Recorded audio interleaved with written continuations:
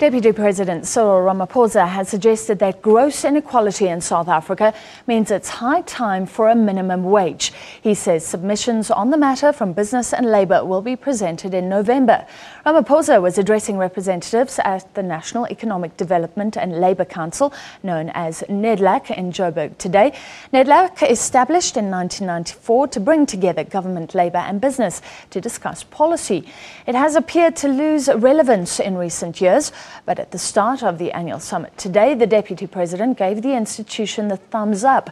He described Nedlac as the brains trust of the nation, assigned with dealing with the country's socio-economic issues. Established 19 years ago, Nedlac was the place for government, labour, business and other stakeholders to get together, tackle socio-economic problems head-on and come up with solutions. It's the place through which certain legislation would pass for comment before going through the final stages of Parliament. But in recent years, parties have become poles apart, making a collective solutions approach difficult. Given the country's current economic challenges, the Deputy President says Nedlac remains even more relevant.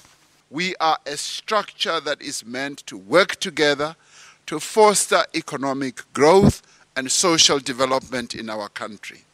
Nedlac's executive, which has often been told that its organisation is irrelevant, welcomed the Deputy President's comments, saying there's a lot of work to be done.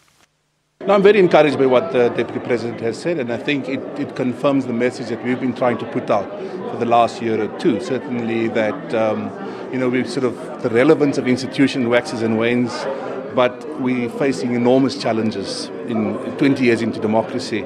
And I think it's acknowledging that the importance of an institution like Nedlac. Labour complained that some key legislation bypassed Nedlac, namely some of the recent Labour bills pushed through Parliament before the elections. It's also wary about government's plans to change the pension laws in 2015. We're saying to government, just hang on, don't proceed on the 2015 March. Let's find each other so that we can then move together on those issues. Because we are concerned that there are areas, particularly around the preservation of funds, we are concerned as Labour, and we think we should be able to find each other with government.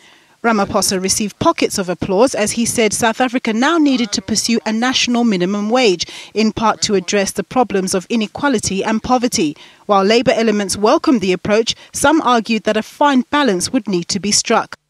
I think what is critical is to look where we don't have minimum wages currently in the system, and then in those sectors we must try to find creative and innovative ways to introduce a minimum wages to ensure that we can make sure that people have enough income to live, but at the same time we should also be mindful that when we introduce it, that doesn't create more unemployment. Ramaphosa will hold a labour relations indaba with Nedlac stakeholders, which seeks to address the issue of income inequality among other issues in November. Novbember, SABC News, Johannesburg.